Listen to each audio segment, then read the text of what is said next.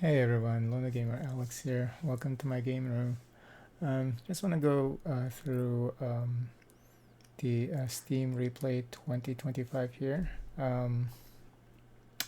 Actually, I already uploaded a video of me going through this data a couple of days ago when it first came out. I think it came out on Monday. But then after I uploaded it, I noticed that I guess YouTube is rolling out like this uh, auto dubbing feature. So I saw that the video got like dubbed into 6 different languages. So I got curious and I clicked on the video, and it's funny how YouTube was able to dub that video in 6 different languages because the sound was horrible. You can barely hear me.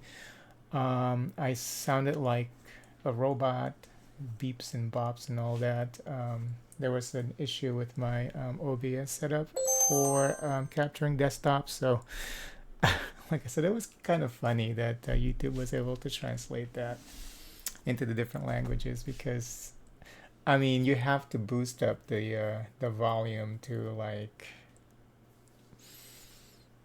100%, I think, or 200% even. And then you can barely hear what I was saying because of all these other noises on top of my voice. So I deleted that video. So we're gonna go through this again. Anyway, so this is the Steam replay for 2025. It says that this year you've played a ton of new games, unlocked quite a few achievements. The one thing that I noticed going over this data a couple of days ago, it didn't take into consideration the games that I played on the Steam Deck, even though I played them before the cutoff date. I think I was online when I was playing them, so but the that wasn't reflected here. Um, and I wanted to make sure that I played something on the Steam Deck so that I can at least see that on my Steam replay, but for some reason, I guess they feel like the data wasn't valid. I played for like at least half an hour. I played a couple of different games actually on the Steam Deck in my bedroom, but yeah, I guess maybe we'll see it next year. Who knows? But anyway, I think the cutoff date is like sometime this month, right? I think I played the games on the Steam Deck late last month, I believe. Anyway, total number of games that I played was 256, 4 games fewer than last year. 156 of those games are new. Total achievements unlocked 867 out of 155 games, and 80 of those are rare achievements. Um, I, I don't chase achievements, so I barely even look at them. So that's neither here nor there for me. I'm not an achievement whore. I I really don't care about achievements because most of the achievements they don't have anything to do with the gameplay. It's just a way for them to add replay value. I don't know. I guess people are crazy about achievements, so they would do like the strangest things just to unlock them. But I'm not into that. 43% of games were played with the keyboard and mouse. 57% was with the controller. Um, Clay Obscure Expedition 33 was the most played game of last year, and yeah, that is true. It's just not the best game of last year, of this year. I can tell you that because I couldn't finish it because it was good all the way till the end. The design philosophy, I think, is flawed. Because they're trying to mimic all these Japanese RPGs of the past, where you have a strong cohesion with the narrative, like all the way up to the end, and then things started branching off. You have then the open world started to expand, and you can do this, you can do that, and with me, I like to explore everything, so I know I can just finish the game and just not care about the other stuff, but I got distracted by the other stuff, and then that was the demise of the game. So I couldn't. I got distracted by the other stuff, and like all those additional things that you can do at the end of the game. They're not compared to the strong narrative until that you get until that point of the game.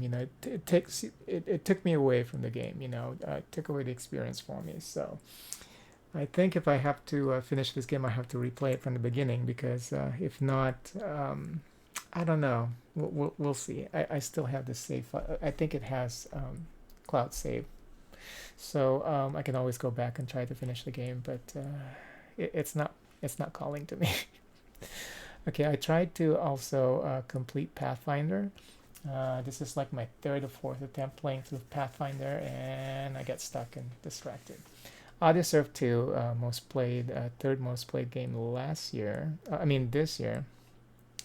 This should have been released like in 2026, so we can say last year. But Audiosurf 2 always shows up year after year. If you go to my Steam profile and you look at my past years Steam replay, you will always see Audiosurf 2, because whenever I listen to music now, I cannot listen to music just um, by just listening to the music but by itself. I have to listen to my music via Audiosurf, because this game, Audiosurf 1 and Audiosurf 2, it turns your music into something a little bit more engaging. Not a little bit more, actually, it's a lot more engaging, because they turn the music into in my case, because I like to play Puzzle Vegas mode, into a puzzle track. Think Clax but with music, where you have to match colors and the placement of those blocks depending on the beat of the music. So it's very engaging. So I can't just listen to music as is. I have to always listen to them via Audiosurf 2 now. And I usually would boot up Audiosurf 2 when I'm feeling a little down. So it's a great for me to just chill and relax. And so it happens a lot throughout the year. Okay, so how do I compare to the rest of the Steam community? I find this very strange. Like, the median achievement being unlocked is just 11 for the entirety of the year. I find that very strange. But maybe because PC gamers are not into achievements that much as much as console gamers. So there's probably truth to this. But I was very surprised to see the median unlocked achievement was just 11. I played 256. Median for people is just 4. I do like getting games when they're on sale. For me, it's all about the access to those games. I jump between games like very often if the game doesn't engage me, and I would just start playing something else. A game has to be very, very engaging, very, very good for me to keep coming back to it. So if you look at my YouTube channel and you see me keep going back to a particular game, that should tell you something about the game. Your longest streak was 40 days. These days, I know that sometimes I would end up like going to sleep early, or because there's always sometimes there are a lot of things going on top of managing the dialysis treatment here at home, and then other things I have to take care of. So I would like to think that I play something, like at least something once a day, but since I don't play only on Steam, I guess this is a possibility, because sometimes I would play games on Epic Games. I really like my Epic Games launcher. I know for some reason people hate Epic Games. They give you free games. I don't know why you would hate on a platform that provides you free games. So yeah, they give you free games and they give you money back for buying games through Epic. So Steam's not doing that. Anyway, so I like Steam, but I also like Epic Games. 43% of the time that I spent was on new games. 14% of playtime spent of all Steam users. Oh, okay, on new releases. So yeah, I mean it's harder and harder to justify getting new games these days, right? Because they're very expensive. Um, that whole $70 bullshit is coming to PC too, even though it's not as prevalent as um, like in the console world, where people just accept whatever price that these companies throw at them, especially like crazy Nintendo fans. Nintendo could increase the price of their games to 100 today, and they say, "Oh yeah, yeah," because Nintendo wants to give you quality games. They would just it if Nintendo starts selling those games at $100, people those crazy Nintendo fans will still buy those games. So but yeah, there's some games that are hitting like $69 range. No, I'm trying to think. Um, I think Doom was $69. Yeah, I mean they're trying to do like the whole deluxe whatever. I've seen $99 games usually from Namco Bandai.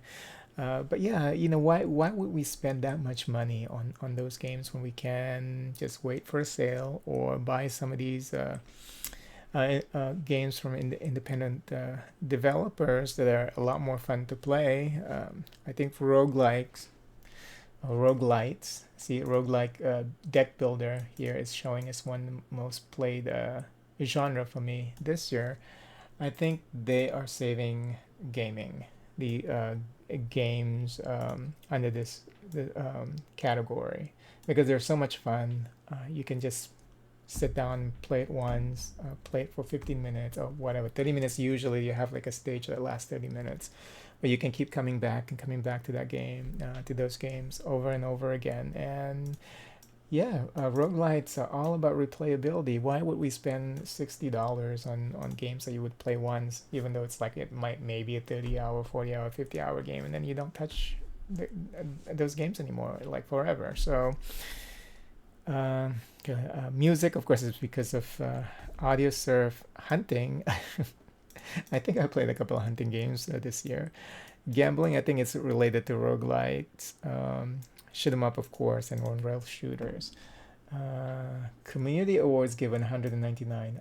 I do like to spend my Steam points on good screenshots, good reviews uh, from people on my friends list. So if they're well written, um, and they don't contain spoiler, they don't try to do too much, I would normally give people an award. And yeah, with screenshots, if screenshots actually I don't enable on the Steam activities because people like to post spoilers. But sometimes when I'm just browsing the community page of a particular game, I would look for screenshots that are well taken, and I would give them awards. So workshop item subscription 23, that's mostly from Tabletop Simulator. Badges earned 20, new friends added 12, screenshots shared 12. Discussion post 5. Don't participate in the Steam forums.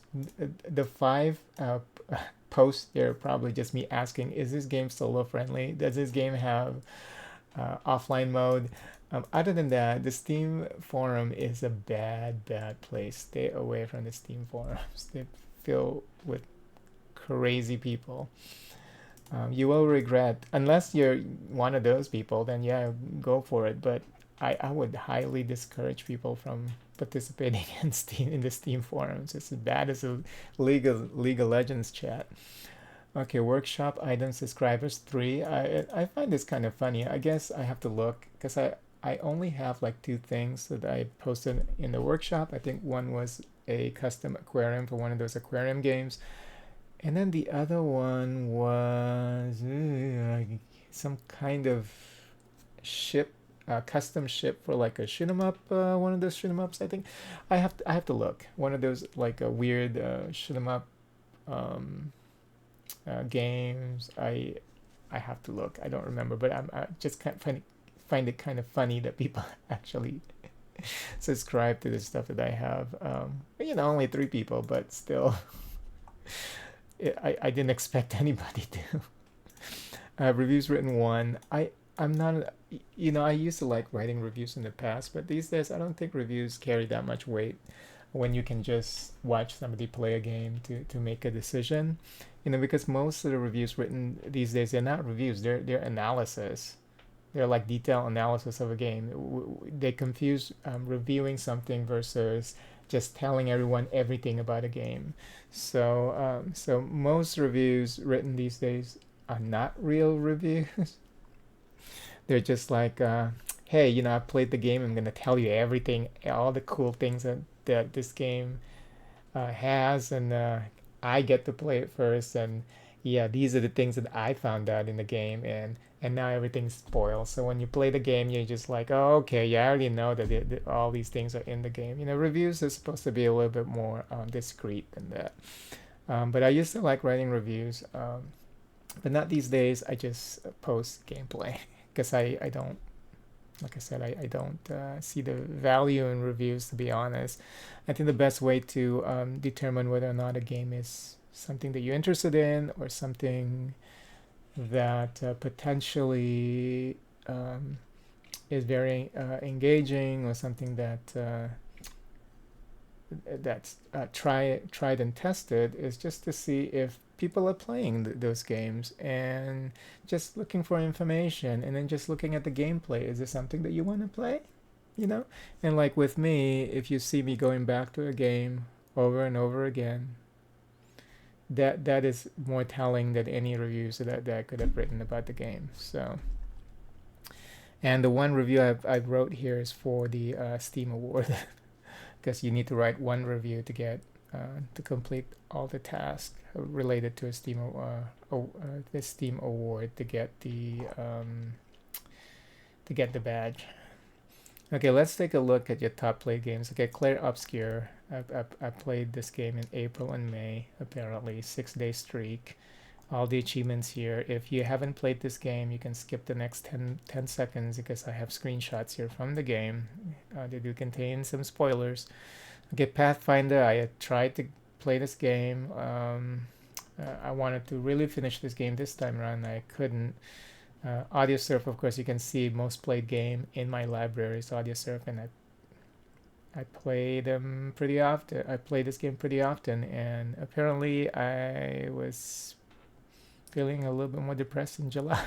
So I wonder what happened that month. Okay. Tyranny, I started the game because this was also in last year's year in review. Um, so it started in December and then ended in January. I finally finished this game. I attempted to play it in the past about 4 times, and then I think this is the fifth time, I believe, a fifth or fourth time, and finally able to get through the entirety of the game, and it was great. This is one of the best Obsidian games ever, for sure. Um, Mega Bonk, yes. Is it the prettiest game? No. Is it fun as hell? Yes. Notice how only the games that they think people are going to pick gets like a little blurb. Like Claire Obscure, we never knew we needed a game that we could bet. It's like, it's, I don't like that. I mean, why didn't we get a blurb for this? You played this game some more in 2025. Nothing about Audio Surf 2. Nothing about Tyranny. So that people at Valve already know that a lot of people will choose a particular game to play because they either see the data, or they know that those are the popular games from this year. Yeah, I wouldn't call Megabunk an ugly. It's actually because it's more of a PS1 aesthetic. Like if you played games during the PS1 years, that's what the game looks like, and it looks nice. It does look nice. So whoever wrote this is probably um, whoever wrote this. I don't know if this person is a real, like a true gamer. It's just probably someone, an intern who works at Valve, probably just tasked to write these blurbs. That's all I can say, because I wouldn't come up with this blurb for Megabonk. But anyway, it's a great game. I wish there were more stages. I think they're supposed to release like a new stage. I have to check to see if it's already there. Okay, so there's playtime by month here. 57% of my playtime was with the controller. Okay, we already talked about that. And I always think that it's cool that you get to see every single game that you've played in the data here. So we'll just go through that um, quickly to see if anything is of significance. Longest daily streak 40, we already talked about that. During this time, you played 47 different games. So let's just, oh yeah, Counterattack Uprising is a great shoot 'em up, by the way.